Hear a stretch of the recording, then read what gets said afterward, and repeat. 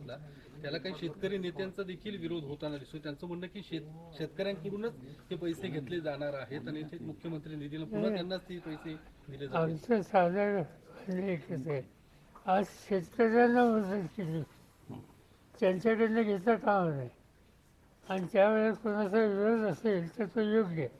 Sir, तुम्ही CM sir, तुम्ही- असताना किंवा केंद्रात तुम्ही असताना मुख्य- मदत मिळायची लगेच. आता केंद्रातले गृहमंत्री आले तिथे, पण कशाला ते पुतळ्याच्या अमित अनावरणासाठी? शहा आज शिर्डीच्या दौऱ्यावर आहेत. तुम्ही मुख्यमंत्री असताना अशी परिस्थिती जेव्हा निर्माण झाली होती, 1700 कोटी केंद्राकडून आणले होते. साहेब, अजून सुद्धा केंद्राने कुठलीही राज्याला मदत केलेली नाही. काय आव्हान कराल थेट केंद्राला तुम्ही? डबल टेबल इंजिन काय की का? केंद्राने मला असं सांगितलं की राज्य सरकारने अद्याप प्रस्ताव दिला. फायनल प्रस्ताव आम्हाला दिलेला नाही. त्यामुळे मला त्याचं भाष्य करणं योग्य नाही. माझा आग्रह आहे की राज्य सरकारने अगदी आज उद्या 2 दिवसात तो प्रस्ताव द्यावा. मुख्यमंत्र्यांनी संबंधितांशी बोलावं आणि केंद्राचं मदत ही लवकरात लवकर मिळून त्याचं वाटप सुरू करावं. साहेब, तुम्हाला ही परिस्थिती बघून असं वाटतं का ओला दुष्काळ जाहीर करण्याची गरज आहे? कारण तुम्ही देखील मुख्यमंत्री जेव्हा होता, तात्काळ सगळी यंत्रणा हल्ली, मात्र आता कुठली हालचाली तशी होताना दिसत नाहीत. प्रश्न असा आहे की राज्य सरकारने तातडीने निर्णय घेऊन जबाबदाऱ्या टाकल्या पाहिजेत. आता हा सगळ्या राज्यात ही स्थिती नाही, काही ठराविक जिल्ह्यात अशी संकटाची स्थिती असते.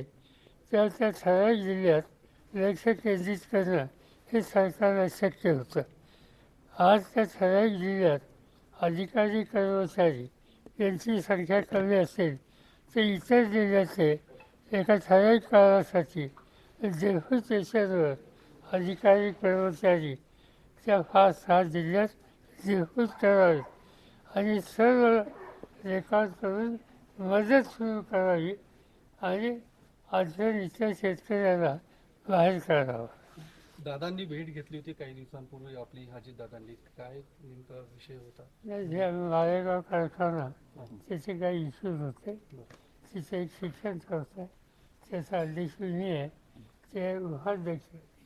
अनेक इश्यूज असतात, त्यासाठी बैठक. आपले आमदार आहेत बापू पठारे, त्यांना रात्री मारहाण झालेली आहे, आपल्या पक्षाचे आहेत. वडगाव शेरीचे मला माहिती नाही.